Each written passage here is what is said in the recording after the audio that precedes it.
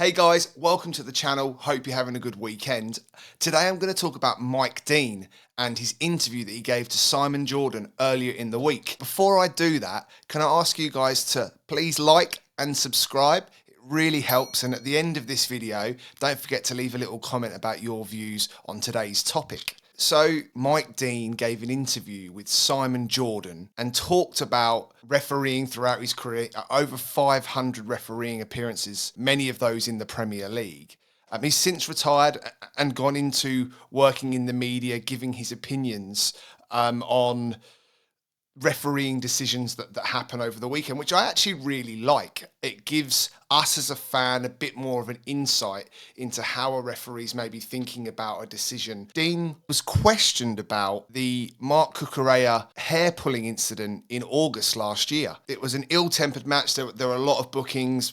Both managers were sent off. And the on-field referee at the time, Anthony Taylor, missed Romero's hair pull on Cucurella. Mike Dean seemed to have missed it as well, even though Chelsea players were appealing that there was an uproar during the game.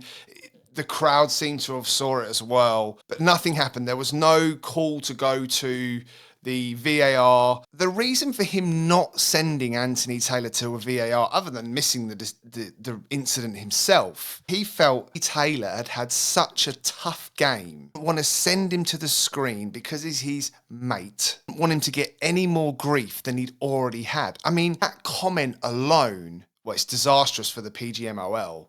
And obviously Dean's no longer a referee. Professionalism of that comment is terrible. I mean, Dean has tried to clarify it, saying, that he should have used the word colleague instead of mate, but that feels more like a backtrack to me. Regardless of missing the incident, the standard of refereeing in this country has slipped and is getting worse, considering they are, refereeing the best league in the world. They're probably the highest earning refs as well. What concerns me is that unprofessionalism. Is that it actually still in the game for referees? Like, do we have those issues every week? We can't hear what's said. Should we now be able to hear what is said between the on-field ref and Stockley Park to avoid, I suppose, the now mistrust that many of us are going to have with referees? It further puts them under the spotlight. There's already been VAR controversies this season. Some of those have carried over from last season. We expect referees to protect the game. Yes, players, they have their own responsibility as well, but ultimately it's the man in the middle and those back at Stockley Park that are there to protect the game. Should we now look at employing refs from abroad? There are very good referees outside of this country. We do see that in the Champions League. I think there should be a new call for refs to be mic'd up so that you can hear them. In the stadiums, it would be great, for fans to hear what's going on. For Howard Webb, it's a disaster as well. He heads the PGMOL and is tasked with trying to tidy it up. I don't think this will go away.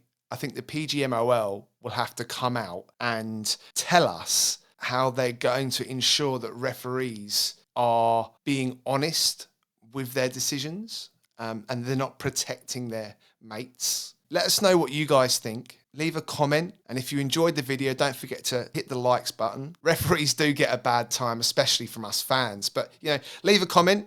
Should Mike Dean have been as honest about that? Should we applaud him for how honest he was in talking about that incident? If you guys can like and subscribe as well, and we'll see you on the next one.